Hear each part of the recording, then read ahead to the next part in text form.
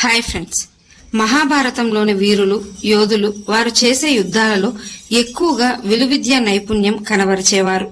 ఈ ఇతిహాసంలో ఎక్కువగా ద్వంద్వ యుద్ధాలు కూడా జరిగాయి. వీరుల యొక్క పరాక్రమం మనకు వారు చేసే యుద్ధాలలో కనపడుతుంది.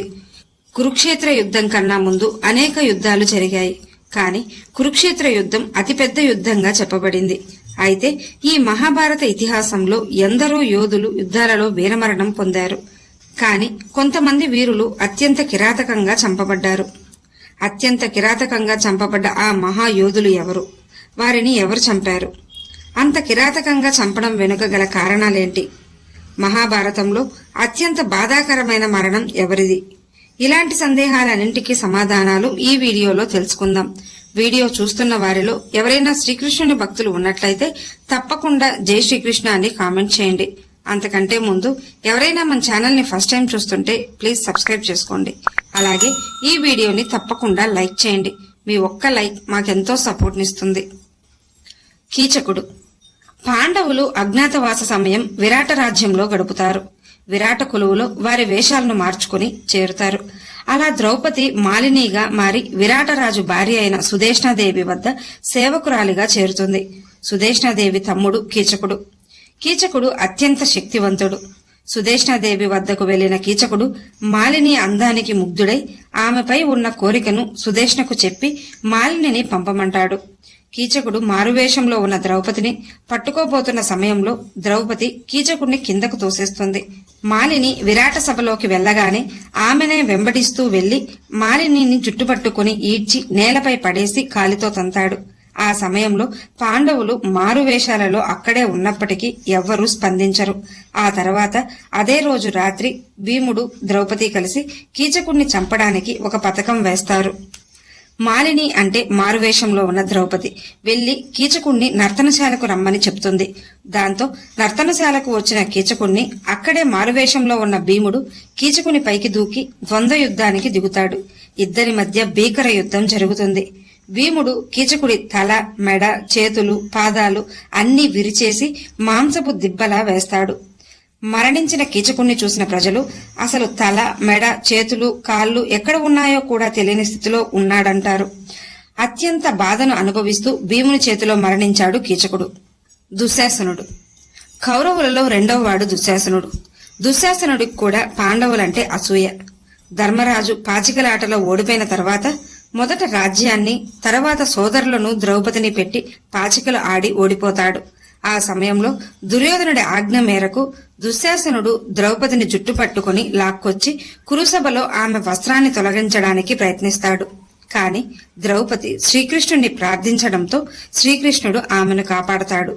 అప్పుడు ద్రౌపది అవమాన భారంతో దుశ్శాసనుడి రక్తంతో నా జుట్టు తడిచే వరకు జుట్టు ముడివేసుకోనని ప్రమాణం చేస్తుంది. అదే సమయంలో భీముడు దుశ్శాసనుడి ఛాతీని చీల్చి రక్తం తాగుతానని ప్రతిజ్ఞ చేస్తాడు. కురుక్షేత్ర యుద్ధం 16వ రోజున భీముడు దుశ్శాసనుడిని అతి భయంకరంగా ఛాతీని చీల్చి 2 చేతులతో రక్తాన్ని బయటకు తీసి భీముని ప్రతిజ్ఞను నెరవేర్చుకుంటాడు. జరాసంధుడు. జరాసంధుడు మగధ రాజ్యానికి రాజు. ఎంతో శక్తివంతమైన రాజుగా చెప్పబడ్డాడు.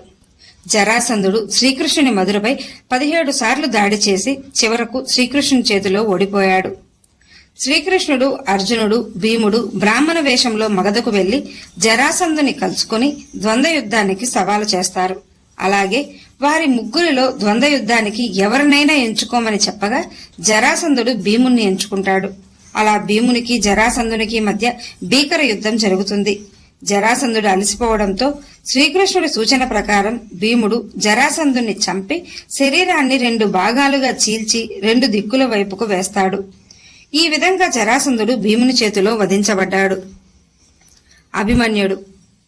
అర్జునుడు, సుభద్రల కుమారుడే అభిమన్యుడు. పాండవులు అరణ్య అజ్ఞాతవాసాలకు వెళ్లాల్సి వచ్చినప్పుడు శ్రీకృష్ణుడు వచ్చి తన చెల్లెలైన సుభద్రను అలాగే ఆమె కుమారుడైన అభిమన్యుణ్ణి ద్వారకకు తీసుకెళ్తాడు. అందుకే అభిమన్యుడు తన బాల్యమంతా తన మేనమామలైన శ్రీకృష్ణ బలరాముల వద్దే గడిపాడు. వారి వద్దే అస్త్రశస్త్ర విద్యల్లో గొప్ప నైపుణ్యం పొంది మహాయోధుడయ్యాడు. అరణ్య అజ్ఞాతవాసాల తర్వాత పాండవులకు కౌరవులకు మధ్య కురుక్షేత్ర యుద్ధం చోటు చేసుకుంటుంది. ఆ సమయంలో అభిమన్యుని వయసు 16 సంవత్సరాలు మాత్రమే. అతి చిన్న వయసులోనే కురుక్షేత్ర యుద్ధంలో పాల్గొన్న వీరుడు అభిమన్యుడు. యుద్ధంలో మొదటి రోజు నుండే తన వీరత్వం చూపి కౌరవ సేనలను మట్టుబెట్టాడు. కౌరవ యోధులను ఓడించాడు. కురుక్షేత్ర యుద్ధం 13వ రోజున కౌరవ సేనాధిపతి అయిన ద్రోణాచార్యుడు ధర్మరాజుని పట్టుకోవడం కోసం చక్రవ్యూహాన్ని రచిస్తాడు. అయితే అర్జునుడికి శ్రీకృష్ణుడికి మాత్రమే పద్మవ్యూహాన్ని ఛేదించడం తెలిసినందున ద్రోణాచార్యుడు వారిని సంసప్తకులచే దక్షిణం వైపుకు మళ్లించాడు. అప్పుడు అభిమన్యుడు తనకు పద్మవ్యూహంలోకి ప్రవేశించడం తెలుసని చెప్పడంతో అర్జునుడు మినహా మిగిలిన పాండవులు అభిమన్యుణ్ణి అనుసరిస్తారు. కాని వారిని సైంధవుడు నిలువరిస్తాడు. దాంతో పద్మవ్యూహంలో అభిమన్యుడు ఒక్కడే చిక్కుకుంటాడు. ఎందుకంటే అభిమన్యునికి పద్మవ్యూహంలోకి ప్రవేశించడం తెలుసు కాని బయటకు రావడం తెలియదు. అభిమన్యుడు ఒక్కడే అయినప్పటికీ కౌరవ యోధులను ఓడించడంతో పాటు దుర్యోధనుణ్ణి చంపినంత పని చేస్తాడు. దాంతో దుర్యోధనుడు కర్ణుని వద్దకు వెళ్లి అభిమన్యుణ్ణి వధించమని చెప్తాడు. 6 మహారథులైన కర్ణుడు, ద్రోణుడు, అశ్వత్థామ, కృతవర్మ, శకుని, కృపాచార్యుడు కలిసి అభిమన్యుణ్ణి చుట్టుముట్టారు. యుద్ధ నియమాలను ఉల్లంఘించి మొదట అభిమన్యుని రథాన్ని నాశనం చేశారు. ఆ తర్వాత గుర్రాలను చంపారు. అయినప్పటికీ అభిమన్యుడు ఎంతో ధైర్యంగా వీరోచితంగా వారితో యుద్ధం చేశాడు. ఆ సమయంలో కూడా కౌరవ సైన్యాన్ని అభిమన్యుడు వధించాడు.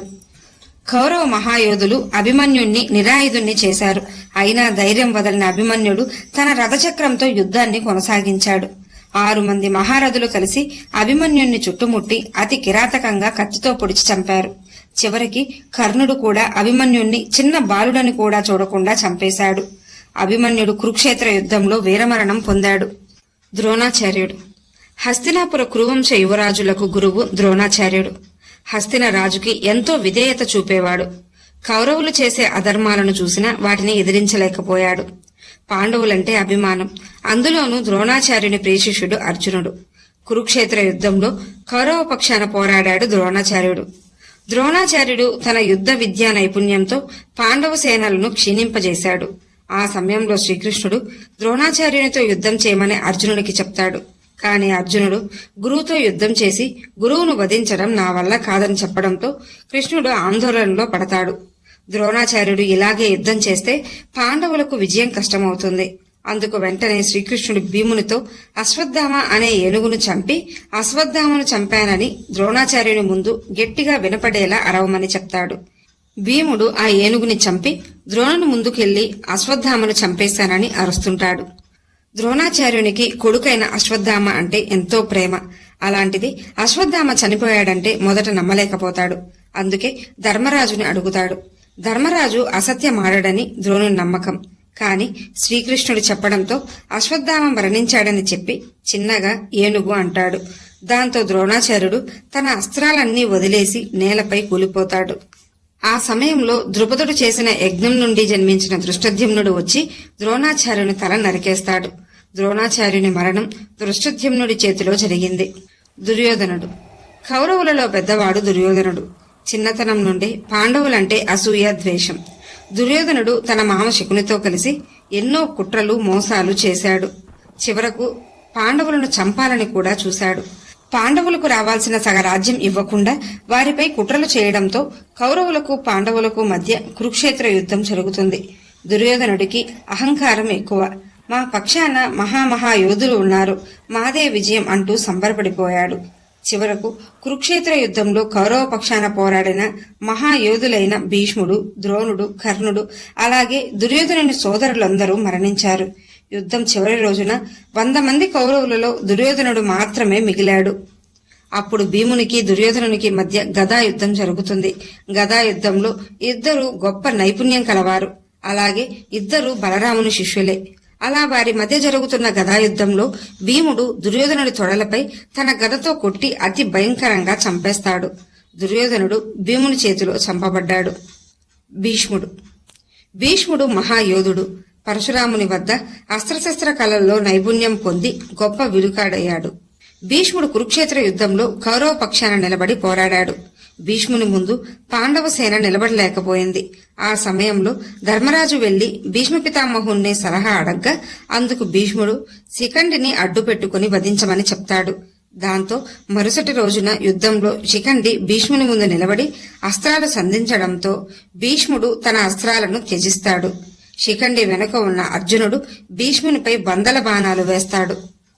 భీష్ముడు ఆ బాణాలనే అంపశయ్యగా మార్చుకుని ఉత్తరాయణ పుణ్యకాలంలో ప్రాణాలను వదిలేస్తాడు భీష్మ పితామహుడు.